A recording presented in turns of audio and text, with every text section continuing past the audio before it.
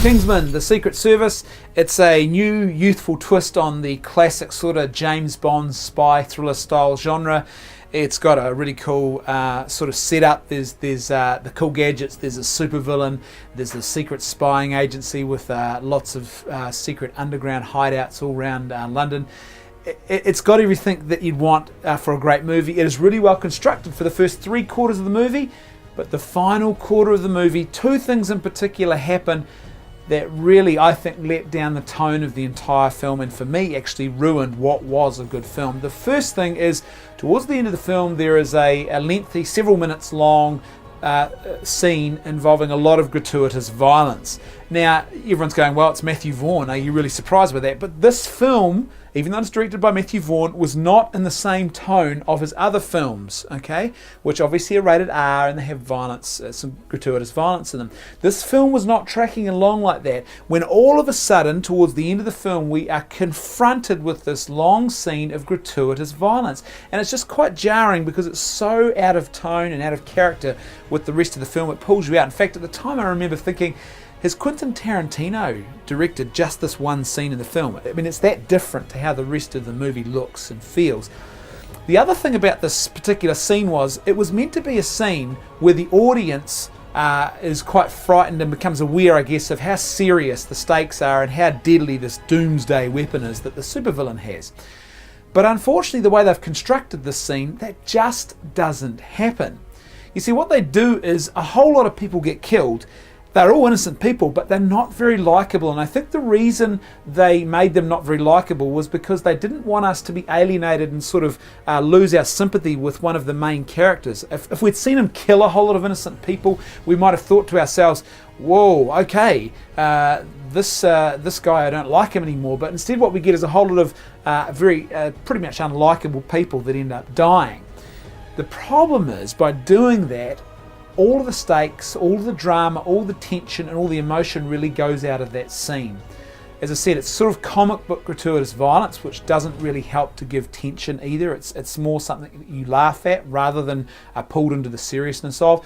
And secondly, because these people are not very likeable, you don't sort of get a sense that this doomsday weapon is actually that serious. In fact, there is a scene much later in the movie, a much simpler scene involving a mother and her young child when the doomsday weapon is used again. Now that scene is not gratuitous, it's very tense, there's a lot of action in that scene, but it's not gratuitous violence. And that scene has far more tension, and you realise, it's not really until that scene that you realise how serious the stakes are and how deadly this weapon actually is.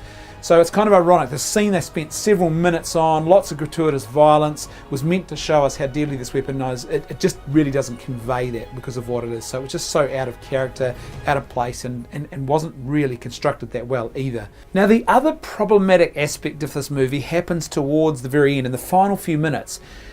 We are subjected to a joke, a really crass sexual joke, that is absolutely out of character with the rest of what this film was. There is nothing like that in this film until that moment, and all of a sudden we find ourselves with a joke and a gag that could be right at home in an American Pie movie. It's a completely different style of and tone to what the rest of the film is, so it's really jarring first of all in that regard. You're like, whoa, what's that doing in there? And it just completely sort of pulls you out of the film, and they really sort of labour this joke. They end up going back to it, and it's almost like they didn't quite know how to finish it well, so they just sort of chucked that in there.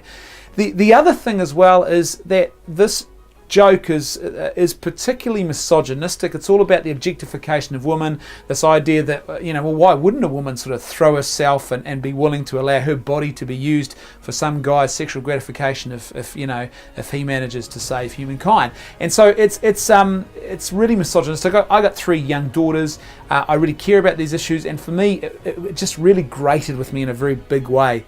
And more so, what made it, I think, even more pronounced was the fact that this film has nothing else like that in it. All of a sudden, it's also really quite out of character with the actual the ethos, the tone, the structure of the characters themselves, that they spent most of the movie building up, this whole idea of, you know, manners maketh the man, and all of a sudden we're getting this sort of really crass sexual misogyny and objectification of women, which just does not sit well and doesn't seem to fit with those characters at all. So it was really disappointing. Now those two things are actually a real shame, because the rest of this movie is constructed really well. There's a lot to like about this film, but those particular things are just such big moments, and for me anyway, was such jarring events in the plot, that for me they bring the whole tone of the film right down. I would have given this movie probably 4.5 stars if those two particular aspects were not present, but because they are, I find myself thinking of this only as a 2.5 star movie, and it's probably not really something that I would recommend to other people. You know, just because I don't want to promote misogyny and say to people, yeah, go and watch this, it's all good. You know, it's sort of, and look, expose yourself to jokes that an adolescent, you know, porn watcher wrote. I'm not interested in telling people to watch films like that. So for me, it's a real shame, and I think that's particularly frustrating about this film, because this is and could have been a really great piece of filmmaking, but those two aspects for me really let the film down, and that's really frustrating, because everything else about it was so well crafted. Thanks for watching. I'll see you next time on Quick Cuts.